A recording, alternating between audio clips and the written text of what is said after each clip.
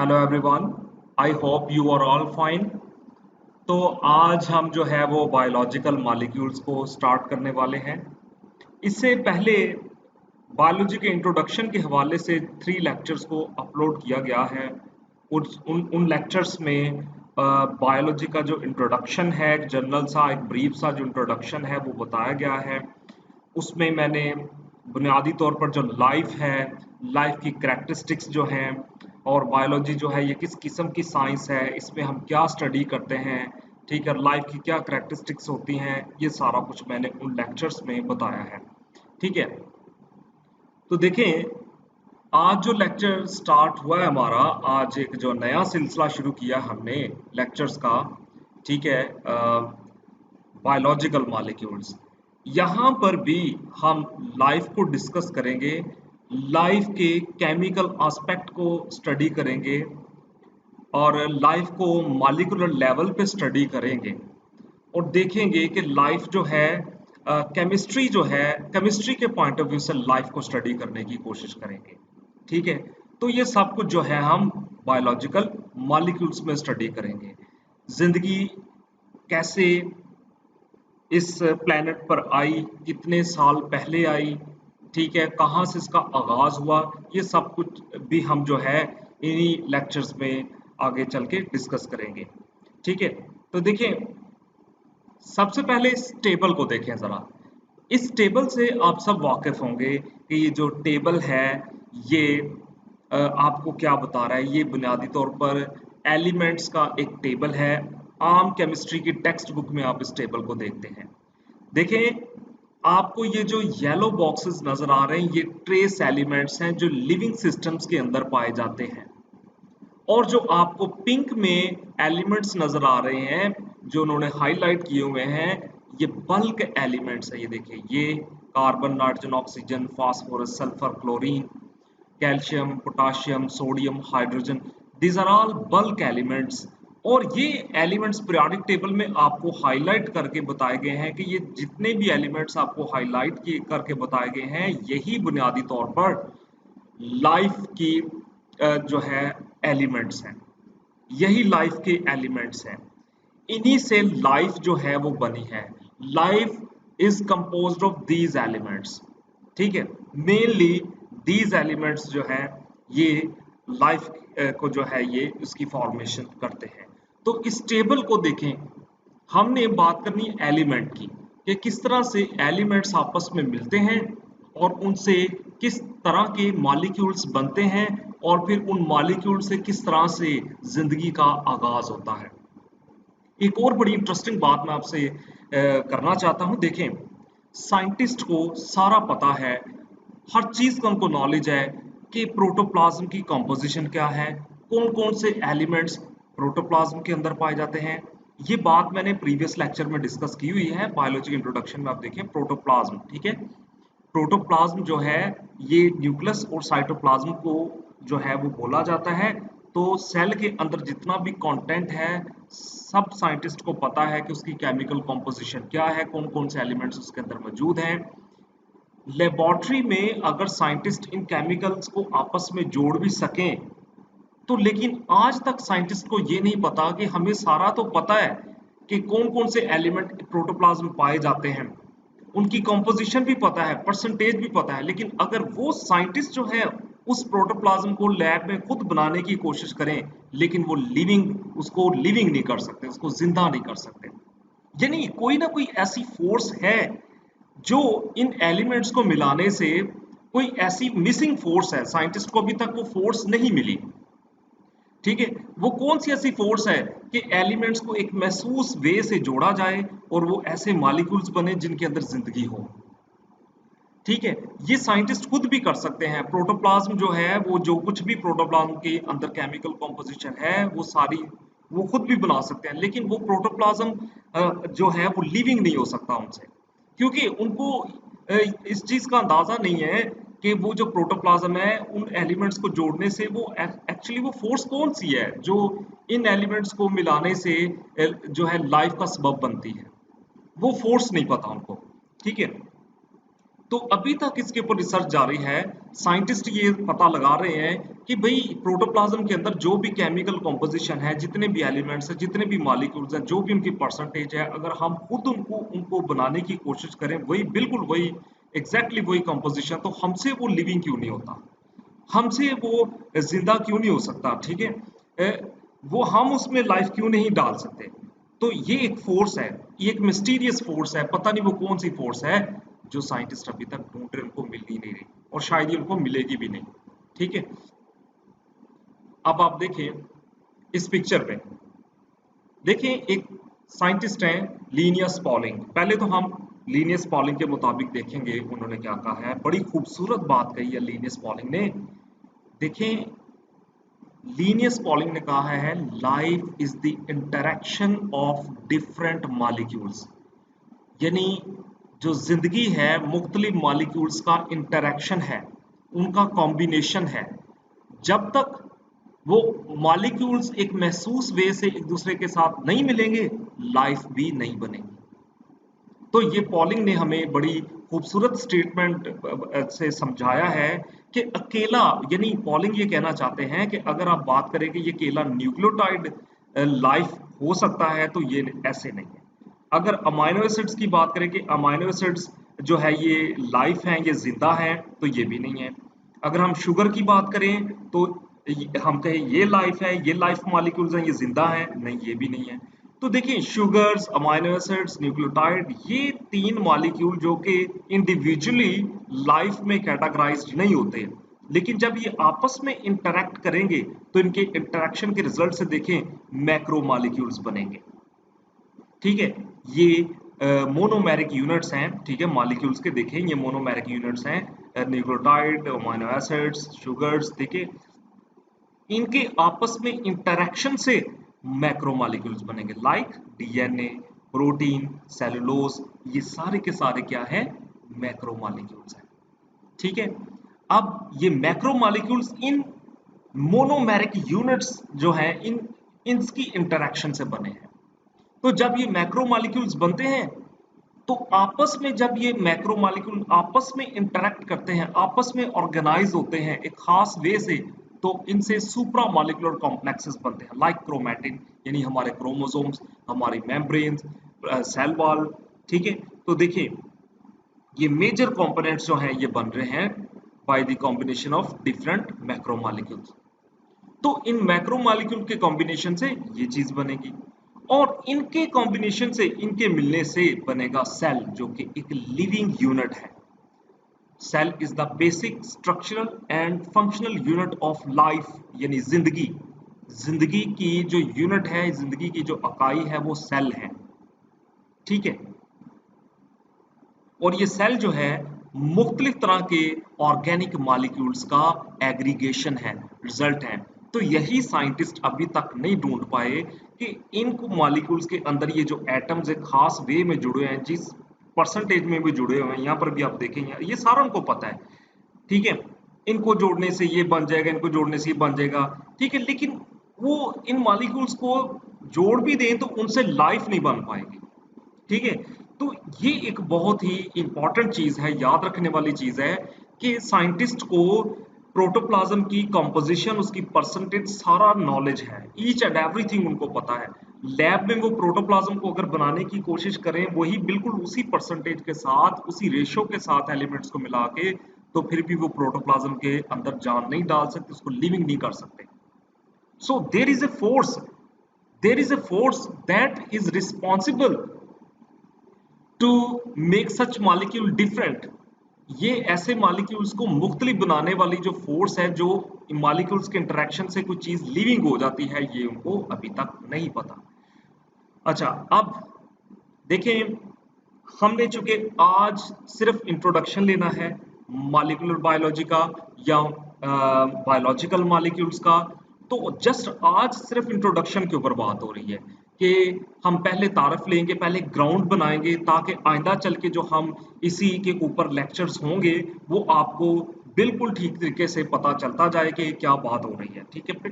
पहले आपको इसका तारफ होना चाहिए, इंट्रोडक्शन होना चाहिए, ठीक है। तो क्योंकि लाइफ को, उसको केमिकल एस्पेक्ट से समझने के लिए, जिंदगी के जो केमिकल एस्पेक्ट को समझना है, तो हमें मॉलिक्यूलर बायोलॉजी को, बायोकेमिस्ट्री को समझना है। तो देखिए दो ब्रांचेस हैं, there are two branches molecular biology. क्या डिफरेंस है? ये समटाइम डिफरेंस आ जाता होता है मॉलिक्यूलर बायोलॉजी में और बायोकेमिस्ट्री में। क्या डिफरेंस है? देखिए very very simple and interesting. Molecular biology क्या है? Is the study of molecular aspect of cell, यानी सेल के अंदर कौन कौन सा मॉलिक्यूल है, किस किस्म का है, वेट क्या है, each and everything molecular biology में आ जाएगा। सेल की जो प्लाज्मा मेम्ब्रेन है किन मॉलिक्यूल्स पे मुश्तमिल है, और सेल का साइटोप्लाज्म किन मॉलिक्यूल्स पे मुश्तमिल है, डीएनए जो है इसकी केमिकल कॉम्पोजिशन क्या है, each and everything is categorised in molecular biology. while in biochemistry हम क्या करते हैं कि वही मॉलिक्यूल्स जो कि लिविंग सिस्टम के अंदर मौजूद हैं उनकी फिजिको केमिकल एस्पेक्ट को देखते हैं। ठीक है, हम उनकी केमिकल और फिजिकल प्रॉपर्टीज को स्टडी करते हैं। ठीक है, बायोकेमिस्ट्री में हम क्या करते हैं कि वो मॉलिक्यूल्स जो सेल की फॉर्मेशन कर रहे हैं, वो मॉलिक्यूल्स जो लाइफ की फॉर्मेशन कर रहे हैं, उन मॉलिक्यूल्स के फिजिकल प्रॉपर्टीज को और उनकी केमिकल प्रॉपर्टीज को, उनके फिजिकल और केमिकल एस्पेक्ट को, उनके फिजिकल केमिकल पहलू को समझना है बायोकेमिस्ट्री में। तो बहुत ज़बरदस्त बुक्स भी अवेलेबल हैं। मैं आपको लेहनिंजर और वोएट ये वाली बुक्स रिकमेंड करूंगा, आप ज़रूर पढ़िएगा। ये बहुत इजी हैं और बड़ी ज़बरदस्त हैं। इनमें बहुत खूबसूरती से लाइफ के मॉलिक्यूल्स की जो फिजिकल और केमिकल प्रॉपर्टीज को बताया गया है। अब बायोमॉलिक्यूल्स क्या है? केमिकल्स और molecules which are present in living organisms are called biomolecules. ठीक है, देखिए मॉलिक्यूलर बायोलॉजी सेल में मौजूद मॉलिक्यूल्स कौन कौन से हैं, टाइप्स क्या हैं। बायोकेमिस्ट्री उन मॉलिक्यूल्स को स्टडी करती है जो सेल के अंदर मॉलिक्यूल हैं, उनको उन मॉलिक्यूल्स की जो फिजिकल और केमिकल प्रॉपर्टीज हैं उनको स्टडी किया जाता है। और बायोमॉलिक्यूल्स क्या हैं? वो तमाम मॉलिक्यूल जो लिविंग सिस्टम के अंदर मौजूद हैं, जो उसकी फॉर्मेशन कर रहे हैं, उनको हम बायोमॉलिक्यूल्स कहते हैं। So these definitions are very very important definitions. These are ground to understand further lectures, ताकि हम आइंदा आने वाली जो चीज़ें हैं जो जो बायोमॉलिक्यूल्स में या बायोलॉजिकल मॉलिक्यूल्स वाले चैप्टर्स में हम स्टडी करेंगे, उनको समझने के लिए हमें पहले इनकी डेफिनेशंस का पता होना चाहिए कि मॉलिक्यूलर बायोलॉजी क्या है और बायोकेमिस्ट्री क्या है। ठीक है, अब एक मिसाल के साथ पढ़ते हैं हम मॉलिक्यूलर बायोलॉजी और बायो। ठीक है, इसको एक मिसाल के साथ देखेंगे।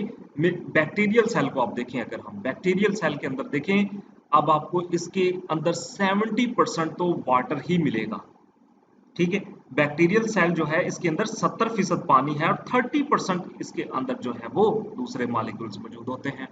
आप अंदाजा कर लें, एक तो यहाँ से इससे हमें पता चल रहा है कि पानी कितना इंपॉर्टेंट है। हमारे सेल्स में भी तकरीबन 70 to 95% तक जो है वो वेरी करता है, पानी मौजूद होता है। अब पानी की इतनी ज़्यादा मिकदार हमारे सेल्स में वाकई ही बहुत इंपॉर्टेंट है। पानी जैसे ही हमारी बॉडी से कम होना शुरू हो जाएगा तो वही हमारी जो लाइफ है वो थ्रेट होना शुरू हो जाएगी। ठीक है, हमारी लाइफ रिस्क में पड़ जाएगी, ना सिर्फ हमारी बल्कि जितनी भी लिविंग ऑर्गेनिजम्स हैं, जितनी भी लाइफ है, पानी अगर उनको अवेलेबल नहीं होगा फॉर ए लॉन्ग टर्म तो वो सरवाइव नहीं कर सकते। इवन आप बैक्टीरिया में देखें 70% पानी है और 30% इसमें दूसरे मॉलिक्यूल्स हैं। तो पहले तो हमें इसकी इंपॉर्टेंस को समझना है। चलिए अब देखें, इसमें जो 30% है उनकी फर्दर जो परसेंटेज देखते हैं, तो 30% में उसके बाद आ जाती है हमारे पास 15%। सबसे ज्यादा 30 में से जो हाफ है, 30 का भी हाफ 15% तो प्रोटीन है। ये देखें, तो इसका मतलब है कि इस पानी में जो 70% पानी इस बैक्टीरियल सेल के अंदर मौजूद है, 15% प्रोटीन है, यानी प्रोटीन इसके अंदर डिजॉल्व हुई है। ठीक है, इसलिए ये एक कोलाइडल सॉल्यूशन है। इसका जो साइटोप्लाज्म है is a colloidal solution, in fact crystallocolloidal solution है, क्योंकि इसमें कुछ अमाउंट में दूसरे इनऑर्गेनिक मॉलिक्यूल्स भी मौजूद हैं। लेकिन हमें ये पता है कि जब पानी और प्रोटीन का आपस में एक सॉल्यूशन तैयार किया जाए तो उससे जो सॉल्यूशन बनेगा वो कोलाइडल सॉल्यूशन होगा। तो इसका मतलब है बैक्टीरिया के अंदर जो है मोस्ट ऑफ द क्या है, कोलाइडल सॉल्यूशन है, because after water there is a high percentage of protein. इसके अलावा जो स्मॉलर मॉलिक्यूल्स हैं, छोटे छोटे मॉलिक्यूल्स, वो 4% है इसमें। इसमें 6% जो है वो आरएनए है। ये नोट करनी है आपने सारी चीजें, बहुत ही इंपॉर्टेंट ये एक डायग्राम है, इसको नोट करें कि 4% इसमें दूसरे मॉलिक्यूल्स हैं, 6% इसमें आरएनए है, 2% इसमें फॉस्फोलिपिड्स हैं, 1% इसमें डीएनए है और 2% इसमें पॉलीसेक्राइड्स हैं। So this is all about the chemical composition of bacterial cell. This is molecular biology.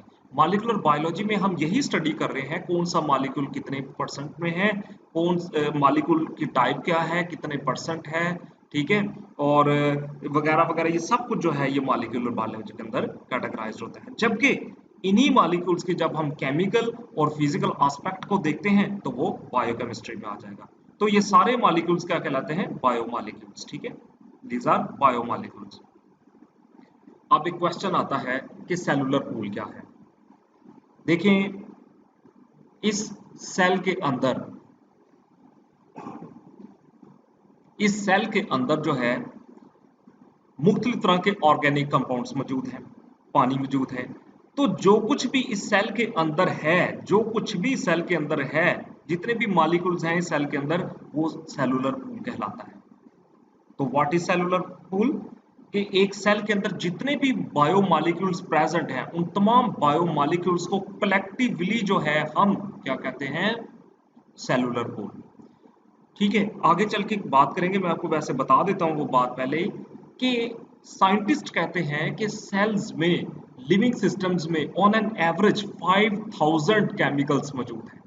5000 जो केमिकल्स हैं वो किसी भी लिविंग सिस्टम के अंदर, किसी सेल के अंदर मौजूद होते हैं, जिनमें से उन 5000, वो देखिए 5000 केमिकल्स हैं, डेफिनेटली अगर वो केमिकल्स हैं तो उनका आपस में रिएक्शन भी हो रहा है, उनके रिएक्शन के रिजल्ट में नई चीजें बन रही हैं, टूट रही हैं। वही मेटाबॉलिज्म जो मैंने आपको प्रीवियस लेक्चर्स में इंट्रोडक्शन टू बायोलॉजी में समझाया था, ठीक है, देख लीजिएगा उसको जरूर।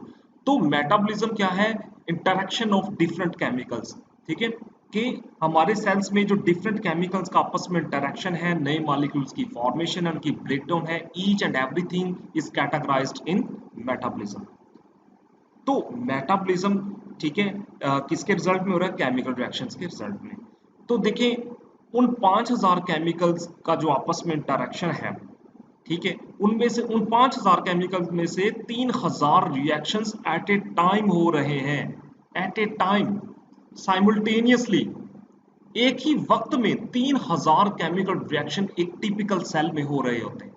5000 केमिकल्स टोटल उसके सेल में मौजूद हैं ऑन एन एवरेज, और उन 5000 में से 3000 जो केमिकल रिएक्शंस हैं वो at a time simultaneously cell के अंदर हो रहे होते हैं।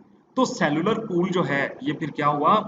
सेलुलर पूल जो है ये तमाम बायोमॉलिक्यूल्स का एक एग्रीगेशन है, एक सम है, एक टोटल है जो सेल के अंदर मौजूद होता है। तो अब ऑर्गेनिक बायोमॉलिक्यूल्स क्या होते हैं? देखिए, ऑर्गेनिक मॉलिक्यूल जो हैं वो और भी हो सकते, जैसे पेट्रोल एक ऑर्गेनिक मॉलिक्यूल है, कैरोसिन एक ऑर्गेनिक मॉलिक्यूल है, लेकिन पेट्रोल और जो कैरोसिन है वो बायोमॉलिक्यूल्स नहीं है, these are just organic molecules. इसलिए मैंने यहाँ पर लिखा है ऑर्गेनिक बायोमॉलिक्यूल्स, यानी कि मैं बात कर रहा हूँ उन ऑर्गेनिक मॉलिक्यूल्स की जो लिविंग सिस्टम्स के अंदर मौजूद है। वो कौन कौन से हैं? कार्बोहाइड्रेट्स हैं, लिपिड्स हैं, प्रोटीन्स हैं, न्यूक्लिक एसिड हैं, और इनसे बने दूसरे मॉलिक्यूल्स हैं, ठीक है, इनके डेरिवेटिव्स हैं। ये सारे के सारे किस में आएंगे? ऑर्गेनिक बायोमॉलिक्यूल्स में।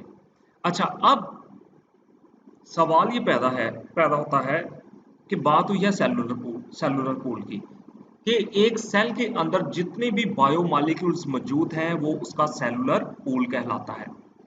अब इस सेलुलर पूल के अंदर, यानी इन बायोमॉलिक्यूल्स के अंदर थोड़ी सी डिस्टरबेंस, इनके अंदर कोई भी कमी पेशी जो है वो लाइफ थ्रेटनिंग हो सकती है, उस सेल को, उस सेल के केमिकल रिएक्शन को डिस्टर्ब कर सकती है।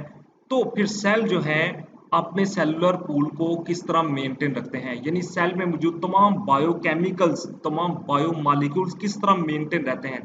क्योंकि जब तक किसी सेल के अंदर, प्रोटोप्लाज्म के अंदर बायोमॉलिक्यूल्स या सेलुलर पूल मौजूद होगा तभी मेटाबॉलिज्म पॉसिबल है, तभी वो लाइफ पॉसिबल है। अगर वो बायोमॉलिक्यूल्स नहीं है तो फिर लाइफ भी पॉसिबल नहीं है।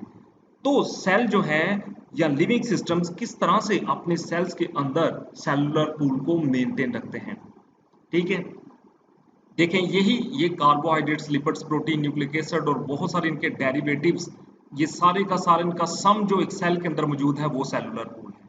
अब carbohydrate, lipid, protein, nucleic acid और इनके डेरिवेटिव्स को सेल जो है अपने अंदर लिविंग सिस्टम अपने अंदर मेंटेन रखना चाहते हैं, ठीक है। क्योंकि मेटाबॉलिज्म के रिजल्ट्स में कार्बोहाइड्रेट्स जो हैं ये टूटते हैं, ठीक है, इनकी डेफिशिएंसी भी हो जाती है, लिपिड्स जो हैं ये भी टूटती हैं, प्रोटीन्स भी टूटती हैं। मेटाबॉलिज्म के रिजल्ट्स में इनकी डेफिशिएंसी होना शुरू हो जाती है।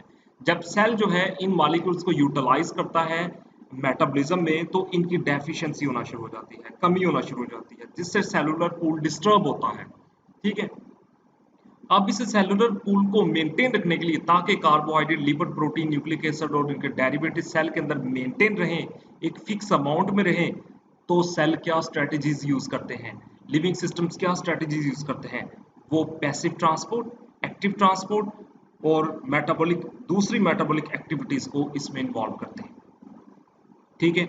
मिसाल के तौर पर अमाइनो एसिड्स बाहर से लिए, चाहे पैसिवली ले रहे हैं चाहे एक्टिवली ले रहे हैं, ठीक है। ये पैसिव ट्रांसपोर्ट, एक्टिव ट्रांसपोर्ट, जब मैं सेल वाला चैप्टर स्टार्ट करूंगा तो यहाँ वहां पर हम ये डिटेल में सारी चीजें स्टडी करेंगे। लेकिन passive transport, active transport, passive transport diffusion के थ्रू मॉलिक्यूल सेल के अंदर आ रहे हैं, कोई एनर्जी का यूज नहीं हो रहा, ओके। हायर कंसंट्रेशन से लोअर कंसंट्रेशन की तरफ आ रहे हैं, just this is passive transport. Active transport के बाहर से जो मॉलिक्यूल सेल के अंदर आ रहा है वो अगेंस्ट द ग्रेडियंट आ रहा है, यानी सेल बाहर कम है, सेल के अंदर ज्यादा है, ठीक है। तो फिर भी उसको बाहर से अंदर लेके आने के लिए, ठीक है, सेल को एनर्जी चाहिए, कम से ज्यादा मिकदार की तरफ लाने के लिए उसको एनर्जी खर्च करनी पड़ेगी। चले जो भी है, सेल इन्हीं मॉलिक्यूल्स को सिंपलर फॉर्म में पैसिवली या एक्टिवली जो है वो सेल मेम्ब्रेन के थ्रू जो है वो अंदर लेके आते हैं, फिर इनकी असेंबलेज होती है और नए carbohydrate, lipid, protein, nucleic acid वगैरह वगैरह बनते हैं। इस तरह ये मॉलिक्यूल जब सेल के अंदर नए सिरे से पैसिव ट्रांसपोर्ट या एक्टिव ट्रांसपोर्ट के जरिए दाखिल होते हैं, तो सेलुलर पूल जो है वो अगेन मेंटेन हो जाता है, ठीक है। अब देखिए ये बहुत ही इंपॉर्टेंट बात है कि सेल जो है वो इन मैकेनिज्म्स का यूज करके अपने सेलुलर पूल को मेंटेन रख रहा है, क्योंकि जब तक सेलुलर पूल मेंटेन रहेगा तब तक मेटाबॉलिज्म भी बेहतर होता रहेगा, ठीक है, एफिशिएंटली होता रहेगा।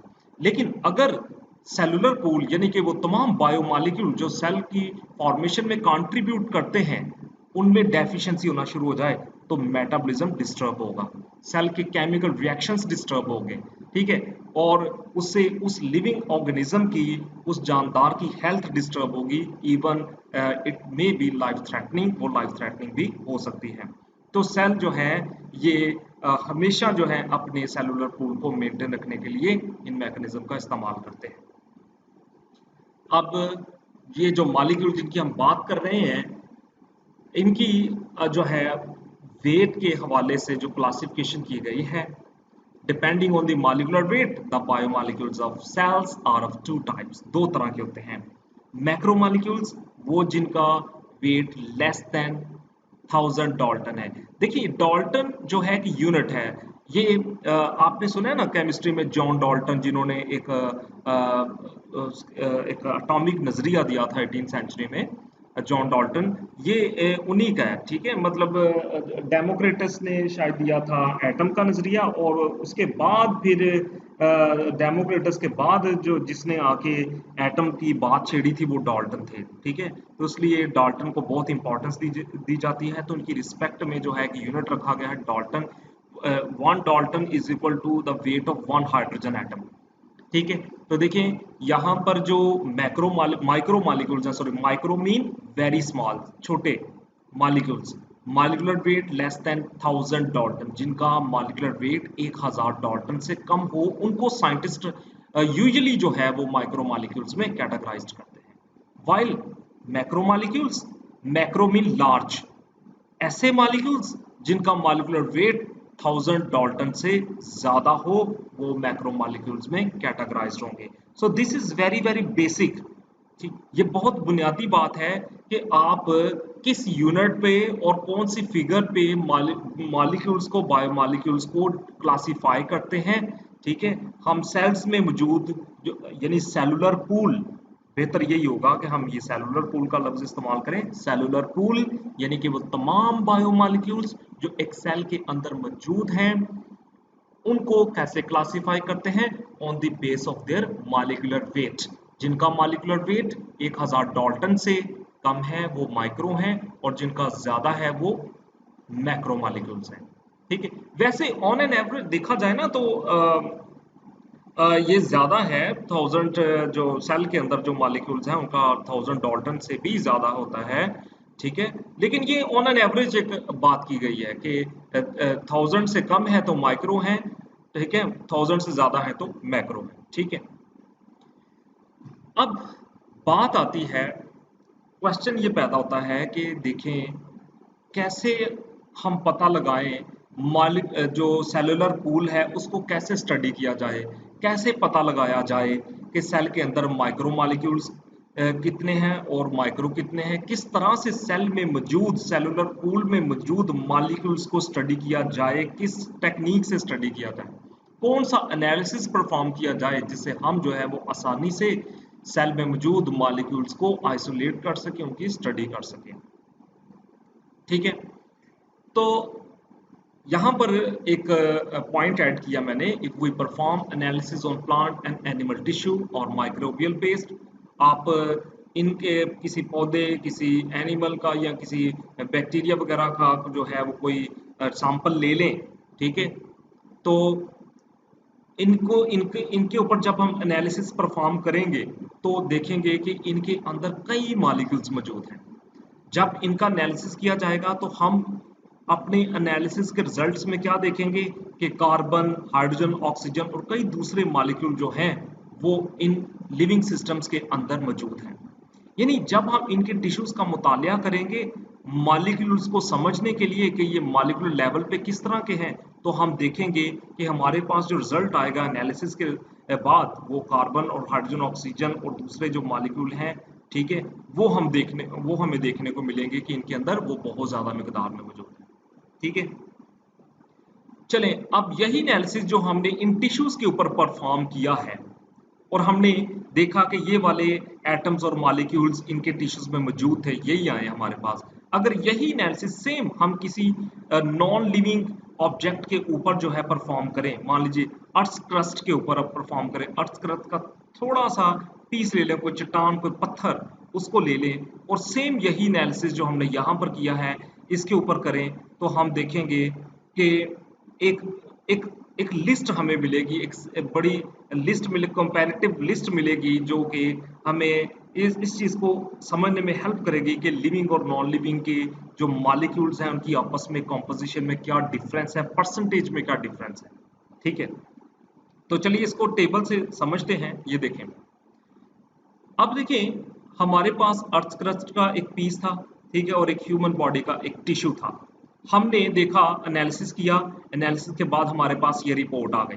ठीक है, हमने देखा कि hydrogen, carbon, oxygen, nitrogen, sulphur, sodium, calcium, magnesium, silicon, ये हमें मिले हैं एनालिसिस के रिजल्ट में। लेकिन ये सारे एलिमेंट्स तो अर्थ क्रस्ट के अंदर भी हैं और यही सारे एलिमेंट्स उस ह्यूमन बॉडी के टिश्यू में भी मौजूद हैं। ये लिविंग है, ये नॉन लिविंग है।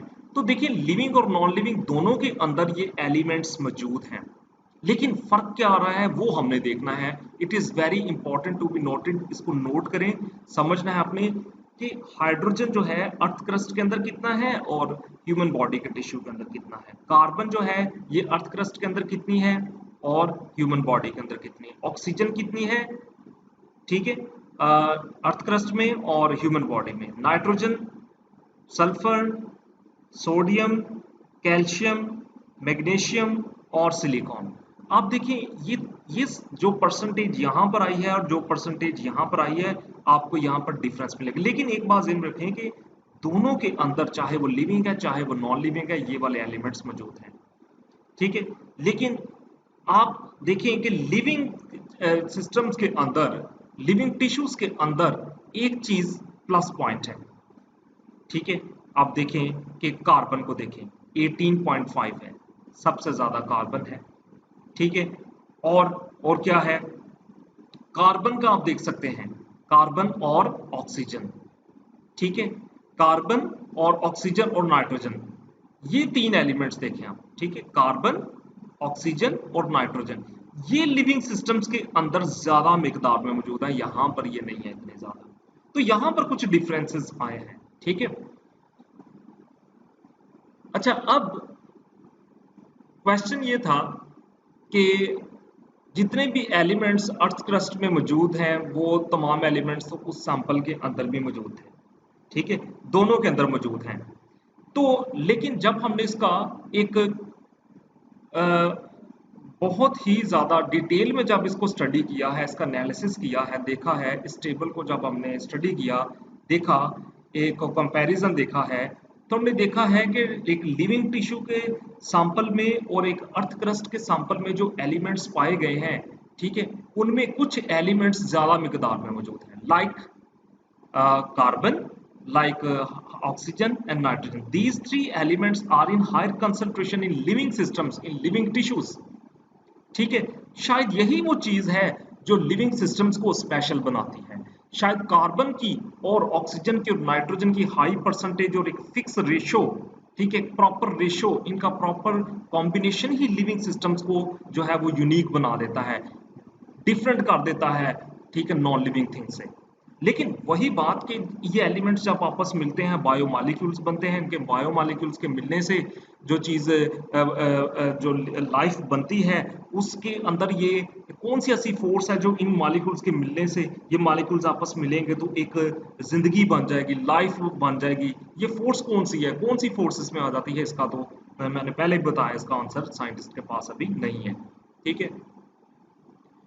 चले एक और बात कि ये जो हमने एक्सपेरिमेंट किया है, ठीक है, पहले जो एनालिसिस किया है इसको हम कर कैसे सकते हैं, इसका थोड़ा सा मैंने यहाँ पर बताया है आपको कि आप ये एक्सपेरिमेंट, आप ये एनालिसिस जो है ये कैसे कर सकते हैं ताकि इस बात का पता लगाया जा सके कि एक लिविंग और नॉन लिविंग के अंदर जो एलिमेंट्स की परसेंटेज है वो कितनी है, मॉलिक्यूल्स की परसेंटेज कितनी है, कौन कौन सा मॉलिक्यूल लिविंग और नॉन लिविंग में मौजूद है। तो इसके लिए हम सबसे पहले एक लिविंग टिश्यू लेंगे, कोई भी आप टिश्यू ले सकते हैं, लीवर से, ठीक है, स्किन से, मसल से, कोई भी टिश्यू या प्लांट का जो लीफ है वहां से भी आप ले सकते हैं।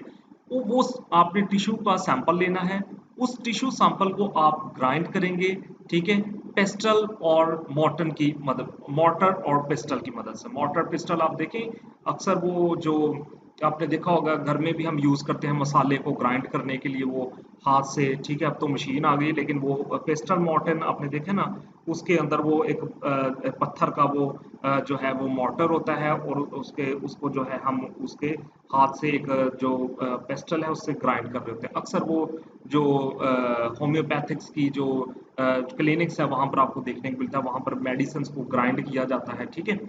तो होप आपको समझ लग गई है कि पेस्टल और मॉर्टर जो है, पहले हम क्या करेंगे, सैंपल लेंगे टिश्यू का, ठीक है, उस टिश्यू को इस पेस्टल और मॉर्टर की मदद से ग्राइंड करेंगे, ठीक है, अच्छे तरीके से उसका एक पेस्ट बनाएंगे, ठीक है, और उसको जो है हम ट्राइक्लोरिक एसिड के अंदर ये सब कुछ कर रहे हैं। हमने वो टिश्यू लिया, ट्राइक्लोरिक एसिड के अंदर डाला, यानी बर्तन लिया, ठीक है, बर्तन के अंदर वो मोर्टर लिया और उसके अंदर हमने टिश्यू डाला, पेस्टल की मदद से हमने उसको ग्राइंड किया, उसकी पेस्ट बनाई, और ये सब कुछ हम ट्राइक्लोरिक एसिड के अंदर कर रहे हैं।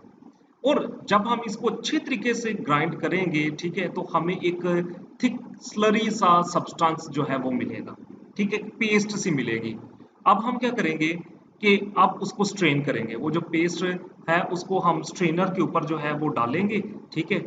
अच्छा, जैसे ही हम उसको उसके ऊपर डालेंगे तो क्या होगा, अच्छा, अब वो स्ट्रेन जो जिसको हम कर रहे हैं, ठीक है, वो चीज क्लॉथ या फिर कॉटन कोई भी हो सकता है इनमें से, ठीक है, वो एक जो हमारे पास फिल्टर पेपर है उसकी बात कर रहा हूँ, ठीक है, उसको हमने रखा, वो जो भी सब्सटेंस, ये थिक स्लरी मटेरियल जो हमारे पास आया हमने इसके ऊपर डाला, ठीक है, और जिस तरह से देखिए ना, जिस तरह हम जब चाय बनाते हैं तो चाय को स्ट्रेन करते हैं, ठीक है, पत्ती जो है वो ऊपर आ जाती है और चाय जो है वो लिक्विड जो है वो कप में आ जाता है, ठीक है। बिल्कुल इसी तरह इन्होंने ये जो थिक स्लरी सब जो मटेरियल लिया है, इसको हम जो है जब स्ट्रेन करेंगे तो कुछ जो उस स्ट्रेन का जो कुछ फ्रैक्शन है वो उस मोटर के अंदर आ जाए, बर्तन के अंदर आ जाएगा, और कुछ जो है वो उस जो कॉटन या फिर चीज क्लॉथ था उसके ऊपर आ जाएगा, ठीक है। अब देखिए, मैं आपको ये बता रहा हूँ कि जब हमने टिश्यू को ग्राइंड किया ट्राइक्लोरिक एसिड के अंदर, ग्राइंड करने के बाद उसका एक पेस्ट बना, पेस्ट को जब हमने फिल्टर किया तो फिल्टर के रिजल्ट में जो सब्सटेंस नीचे फिल्टर हो गया उसको हमने फिल्ट्रेट कह दिया, क्योंकि वो एसिड सॉल्युबल, यानी वो जो फिल्ट्रेट जमा हुआ है किसी बर्तन के अंदर उसको हम एसिड पूल कहेंगे, एसिड सॉल्युबल पूल कहेंगे। और वो जो उस पेपर के ऊपर, उस कॉटन के ऊपर रह गया है उसको हम कहेंगे रिटेनेट, ठीक है ना। रिटेनेट, आई एम सॉरी, ये मेरे मुंह में लफ्ज नहीं आ रहा, ठीक है। अच्छा, रिटेंटेड, ठीक है, जो भी है। तो ये एसिड सॉल्युबल फ्रैक्शन है, ठीक है, ये एसिड सॉल्युबल फ्रैक्शन है। और ये जो है ये सॉरी, एसिड इनसॉल्युबल फ्रैक्शन और ये एसिड सॉल्युबल फ्रैक्शन। हमने जब उसको फिल्टर किया तो हमारे पास फिल्ट्रेट यानी लिक्विड जो उस बर्तन में इकट्ठा हुआ वो फिल्ट्रेट कहलाएगा, ठीक है। और जो उसके ऊपर रह गया वो है रिटेनेटेड, ठीक है। अच्छा, अब यूं होगा कि जो फिल्ट्रेट आया इसके अंदर जो मॉलिक्यूल्स हैं और इसके अंदर जो मॉलिक्यूल्स आप उनको हम ऑब्जर्व करेंगे वो कौन कौन से मॉलिक्यूल्स हैं। सो साइंटिस्ट ने जब ये एनालिसिस किया तो बेटा उन्होंने ये देखा कि फिल्ट्रेट के अंदर कई हजार ऑर्गेनिक मॉलिक्यूल्स मौजूद हैं, ठीक है, सॉल्युबल पूल के अंदर। तो जब ये फिल्ट्रेट उनको मिला तो उनका एनालिसिस किया उस फिल्ट्रेट का, तो देखा कि कई हजार ऑर्गेनिक कंपाउंड जो हैं वो इस एसिड सॉल्युबल पूल के अंदर मौजूद थे, और इन्हीं को उन्होंने बायोमॉलिक्यूल्स कहा। So all the compounds that we get are called biomolecules. तो देखिए किस तरह से बायोमॉलिक्यूल्स को हमने लिया है, एक लिविंग टिश्यू लिया, उसको पिस्टन और मोटर की मदद से ग्राइंड किया, ग्राइंड किसके अंदर किया, ट्राइक्लोरिक एसिड के अंदर, फिर उसको फिल्टर किया, जो सब्सटेंस उस कॉटन के ऊपर रह गया, ठीक है, वो इंसॉल्युबल फ्रैक्शन था, ठीक है, एसिड इंसॉल्युबल फ्रैक्शन था, और जो फिल्टर हो गया वो एसिड सॉल्युबल फ्रैक्शन था। तो एसिड सॉल्युबल पूल, ठीक है, उसके अंदर कई हजार ऑर्गेनिक मॉलिक्यूल्स मौजूद थे, ठीक है, और उन्हीं को साइंटिस्ट जो है वो बायोमॉलिक्यूल्स का उनका नाम दिया गया, ठीक। अब हम आते हैं बायोमॉलिक्यूल्स की कैरेक्टरिस्टिक की तरफ। This is very very important, characteristics of biomolecules. इनमें से ज्यादातर जो है वो ऑर्गेनिक कंपाउंड्स हैं, इनकी एक fix, they have specific shapes and dimensions, ठीक है, ये जस्ट बातें नोट करने वाली हैं, ठीक है। इनके बायोमॉलिक्यूल्स के ऊपर कोई ना कोई ऐसा फंक्शनल ग्रुप मौजूद होता है जो उस मॉलिक्यूल की प्रॉपर्टी को डिसाइड करता है, जैसे एल्डो ग्रुप हो गया, कार्बोक्सिल ग्रुप हो गया, हाइड्रोक्सिल ग्रुप हो गया, वगैरह वगैरह। पढ़ेंगे आगे चल के जब हम मजीद मॉलिक्यूल्स को स्टडी करेंगे ना, तो फिर हम मजीद इन चीज़ों को स्टडी करेंगे कि वो फंक्शनल ग्रुप कौन कौन से होते हैं। अभी तो जस्ट ये इंट्रोडक्टरी लेक्चर है आज, ठीक है। तो बायोमॉलिक्यूल्स की सबसे मेन कैरेक्टरिस्टिक है कि हर मॉलिक्यूल के ऊपर एक फंक्शनल ग्रुप होता है जो उस मॉलिक्यूल की प्रॉपर्टी को डिसाइड करता है। इनमें से जो है ज्यादातर एसिमेट्रिक है, इनकी कोई प्रॉपर शेप नहीं होती, ठीक है। तो macromolecules are large molecules and are constructed from small building blocks of molecule, जैसे कि पॉलीसेकेराइड की हम बात करते हैं, ठीक है। पॉलीसेकेराइड्स क्या है, पॉलीसेकेराइड्स छोटे छोटे ग्लूकोज के मॉलिक्यूल से मिलकर बने बने हों, ठीक है। इसी तरह हम प्रोटीन्स की बात करते हैं, तो प्रोटीन जो है ये अमाइनो एसिड से मिलकर बनी होती हैं। अमाइनो एसिड जो है ये छोटे छोटे बिल्डिंग ब्लॉक्स हैं। शुगर्स की बात करें तो ये छोटे छोटे बिल्डिंग ब्लॉक्स हैं। शुगर्स जो कि ग्लूकोज के मॉलिक्यूल्स जो कि छोटे छोटे बिल्डिंग ब्लॉक्स हैं, जब ये आपस में मिलेंगे तो बड़े मॉलिक्यूल्स यानी मैक्रो मॉलिक्यूल्स पॉलीसेकेराइड्स की फॉर्मेशन करेंगे। इसी तरह जब अमाइनो एसिड्स के मॉलिक्यूल्स आपस में मिलेंगे, ठीक है, तो वो बड़े मॉलिक्यूल्स यानी प्रोटीन की फॉर्मेशन करेंगे। ये इनकी मेन कैरेक्टरिस्टिक है। चलिए, अभी जो बात मैंने आपको पहले बताई थी कि तकरीबन 5000 केमिकल जो हैं वो लिविंग वर्ल्ड में ऑन एन एवरेज साइंटिस्ट को पता है।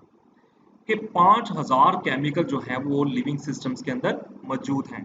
इनमें इन 5000 में से, ठीक है, इन 5000 जो केमिकल्स मौजूद हैं, इनका ज़ाहिर है ये केमिकल्स हैं तो आपस में इन केमिकल्स का आपस में रिएक्शन तो हो रहा है ना। तो 3000 टाइप्स के मुख्तलिफ केमिकल रिएक्शंस जो हैं सेल के अंदर एट ए टाइम हो रहे हैं। एट ए टाइम जो है एक ही वक्त में एक सेल के अंदर 3000 मुख्तलिफ तरह के रिएक्शंस हो रहे होते हैं, ठीक है, एक ही वक्त में। तो वो 5000 केमिकल्स के जो जो उस सेल के अंदर मौजूद हैं, वो 5000 केमिकल्स का जो आपस में इंटरेक्ट करते हैं, केमिकल रिएक्शंस होते हैं, तो उनके रिजल्ट्स में, ठीक है, इन 5000 केमिकल्स के आपस में इंटरेक्शन के रिजल्ट्स में 3000 मुख्तलिफ तरह के केमिकल रिएक्शंस जो है सेल के अंदर हो रहे हैं। और ये रिएक्शंस जो हैं चूंकि सेल्स के अंदर हो रहे हैं, तो इन रिएक्शंस को स्पीड अप कौन कर रहा है? एंजाइम। तो सेल के अंदर 2000 एंजाइम जो हैं वो मौजूद हैं जो कि मेटाबॉलिज्म को रन कर सकते हैं। तो बेटा ये देखें 5000 केमिकल्स, 5000 केमिकल के रिजल्ट्स में ज़ाहिर ये 5000 केमिकल्स आपस में इंटरेक्ट कर रहे हैं, इनका आपस में इंटरेक्शन हो रहा है जिसे हम केमिकल रिएक्शन कह रहे हैं। तो 3000 मुख्तलिफ तरह के जो केमिकल रिएक्शंस हैं वो एट ए टाइम सेल्स के अंदर हो रहे हैं, 2000 मुख्तलिफ तरह के एंजाइम्स की मौजूदगी में, ठीक है। और ये एंजाइम जो इन केमिकल रिएक्शन को स्पीड अप करवा रहे हैं, इसको हम मेटाबॉलिज्म कहते हैं। कुछ चीज़ें टूट रही हैं, कुछ बन रही हैं। तो एक बात फिर से रिवाइज हो रही है जो मैंने पहले कही थी कि लीनियस पॉलिंग एक साइंटिस्ट थे, तो उन्होंने हमें ये बात कही कि कोई भी मॉलिक्यूल है वो अकेले तौर पर लाइफ नहीं हो सकता, उसको हम लाइफ नहीं कह सकते, लाइफ में कैटेगराइज नहीं कर सकते। लाइक पॉलीसेकेराइड डेफिनेटली सेल का बहुत ही इंपॉर्टेंट कंपोनेंट है। DNA is very very important component of the cell, ठीक है।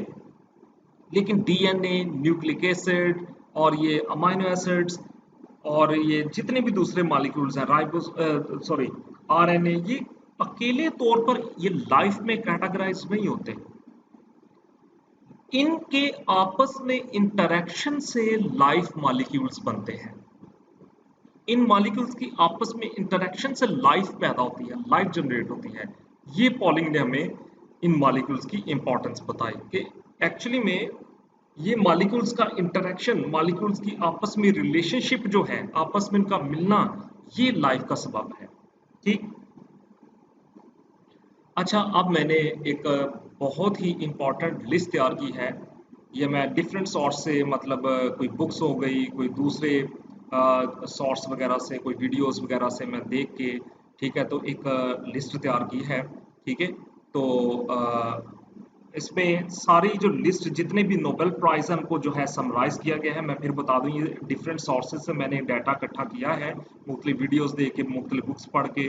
तो ये इस डाटा को इकट्ठा किया आपके लिए ताकि आपको समझ लग जाए कि जो चीज़ें बिखरी हुई हैं, आपको पता चल जाए कि मॉलिक्यूलर बायोलॉजी के अंदर जो नोबेल प्राइजेस हैं, ये बहुत ही इंपॉर्टेंट पॉइंट है, बहुत ही इंपॉर्टेंट सेक्शन। ये जो मैं अभी स्टार्ट करने लगा हूँ, ये बहुत ही इंपॉर्टेंट चीज़ है।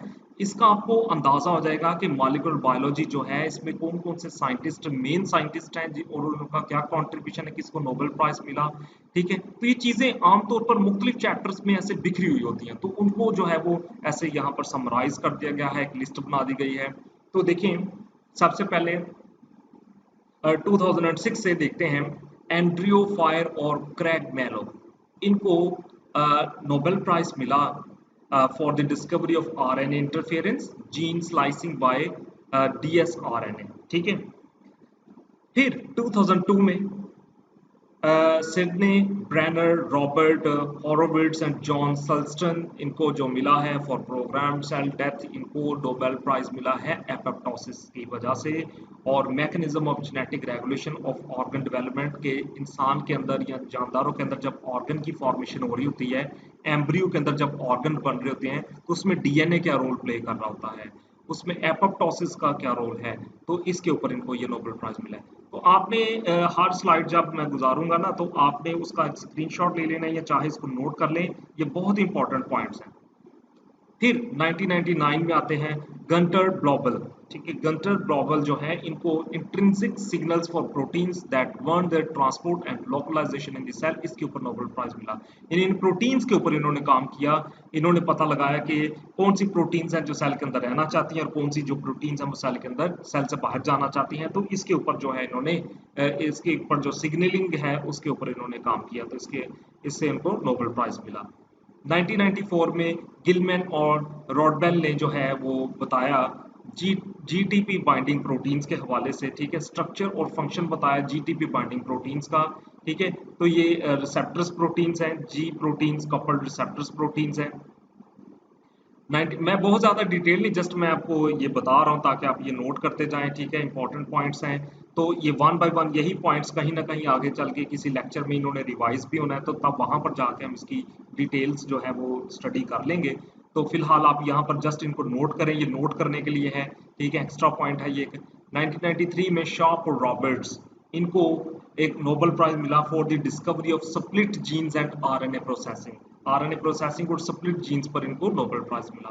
1989 में थॉमस और एस आल्टमैन, थॉमस सेक्स और एस आल्टमैन को discovery of non protein enzyme यानी राइबोजाइम के ऊपर जो है वो नोबेल प्राइज मिला। इन्होंने एक ऐसी प्रोटीन डिस्कवर की जो कि ऐसा मॉलिक्यूल डिस्कवर किया जो कि कैटालिटिक एक्टिविटी कर सकता था अदर देन एंजाइम, ठीक है, उसको उन्होंने राइबोजाइम बोला। इसकी डिस्कवरी पर इनको ये नोबेल प्राइज मिला। 1985 में ब्राउन और गोल्डस्टीन जो है इनको सेल किस तरह से कोलेस्ट्रॉल को रेगुलेट करता है, किस तरह से उसको मेटाबॉलाइज्ड करता है, एंडोसाइटोसिस के ऊपर जो है इनको नोबेल प्राइज मिला। फिर एक कल्क इनको न्यूक्लिक एसिड के स्ट्रक्चर और प्रोटीन कॉम्प्लेक्सेस के ऊपर जो है वो नोबेल प्राइज मिला। 1980s में स्नेल, दसट और बैनक्राफ्ट जो है इनको डिस्कवरी ऑफ MHC एंटीजेंस यानी major histocompatibility complex, major histocompatibility complex के ऊपर जो है इनको नोबेल प्राइज मिला डिस्कवरी पर। 1978 नेथन स्मिथ और आर्बर्ट जो है इनको डिस्कवरी ऑफ रिस्ट्रिक्शन एंजाइम के ऊपर इसकी डिस्कवरी पर जो है इनको नोबेल प्राइज मिला। और रिस्ट्रिक्शन एंजाइम्स आपको पता है ना, ये बैक्टीरिया के अंदर ऐसे एंजाइम्स होते हैं जो कि वायरल डीएनए को क्या करते हैं, कट कर देते हैं। तो इसकी डिस्कवरी पे इनको नोबेल प्राइज मिला और ये बायोटेक्नोलॉजी में बहुत ही ज़्यादा वाइडली यूज हो रहे हैं। 1975 में ताइमिन और बाल्टीमोर और दलबैको जो है इनको रिवर्स ट्रांसक्रिप्शन के ऊपर जो है इसकी डिस्कवरी पर जो है वो नोबेल प्राइज मिला। रिवर्स ट्रांसक्रिप्शन है कि आरएनए से डीएनए का बन जाना, ठीक। 1972 स्टेन, मोर और एफिनसन इनको जो है वो relationship primary and secondary structure of proteins का आपस में क्या रिलेशनशिप है, इसके ऊपर नोबेल प्राइज मिला।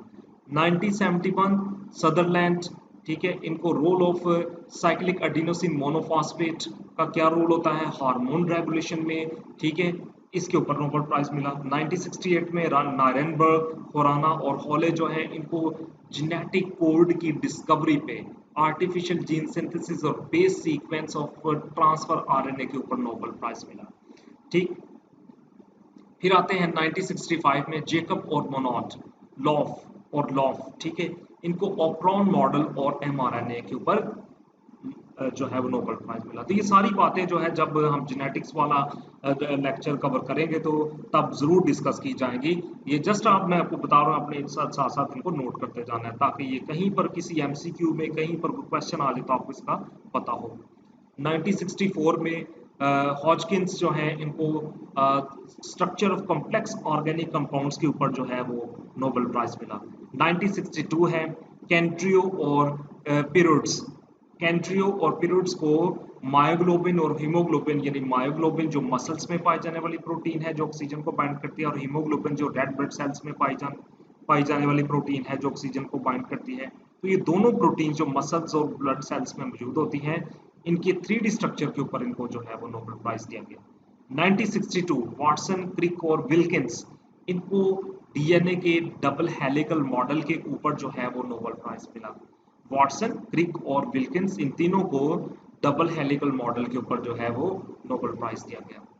फिर आते हैं 1959 में कॉर्नबर्ग और ओशवा, ठीक है, in vitro synthesis of DNA and RNA respectively, इसके ऊपर इनको मिला। 1958 में बीडल और टैटम आ जाते हैं, जीन एक्सप्रेशन के, जीन अपने आप को कैसे एक्सप्रेस करते हैं, कैसे प्रोटीन्स बनाते हैं। 1958 में सैंगर जो है इन्होंने सबसे पहले प्राइमरी स्ट्रक्चर ऑफ प्रोटीन बताया। शायद आपने वो देखा होगा, वो इंसुलिन का जो इन्होंने बताया था, ठीक है। 1957 में टॉन्ड आते हैं, डिस्कवरी ऑफ न्यूक्लियोटाइड्स के ऊपर इनको मिला। फिर 1954 में लीनियस पॉलिंग आ जाते हैं। इन्होंने जो प्रोटीन्स के अंदर पेप्टाइड बॉन्ड्स हैं, प्रोटीन्स के जो प्रोटीन, जब आप प्रोटीन्स के मॉलिक्यूल्स के बीच में जो पेप्टाइड बॉन्ड हैं उनकी स्टडी के ऊपर इनको नोबेल प्राइज मिला। 1964 में 1946 में सॉरी समर आते हैं, इनको इंजाइम यूरिएज को क्रिस्टलाइज करने पर जो है वो नोबेल प्राइज दिया गया।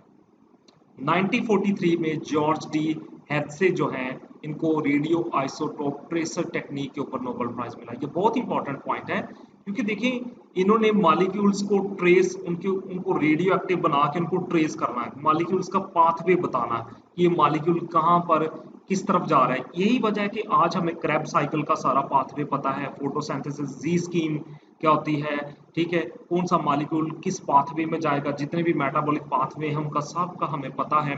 तो ये इस टेक्निक की मदद से, रेडियो आइसोटोप ट्रेसर टेक्निक जो की वजह से पता है। 1926 में स्वेटबर्ग आ जाते हैं, ठीक है। 1926 में स्वेटबर्ग आ गए, उनको अल्ट्रा सेंट्रीफ्यूगेशन टेक्निक के ऊपर जो है वो नोबेल प्राइज दिया गया। 1910 में 1910 में वॉन्डरवॉल्स हैं, फिजिकल प्रॉपर्टीज ऑफ लिक्विड, ठीक है। 1910 में, क्योंकि लिक्विड बहुत ही इंपॉर्टेंट एक आपको पता है लाइफ जो है ये जिंदगी जो है ये ऑलमोस्ट जितना भी प्रोटोप्लाज्म है उसमें आपने देखा 70 to 95% तो वाटर ही है।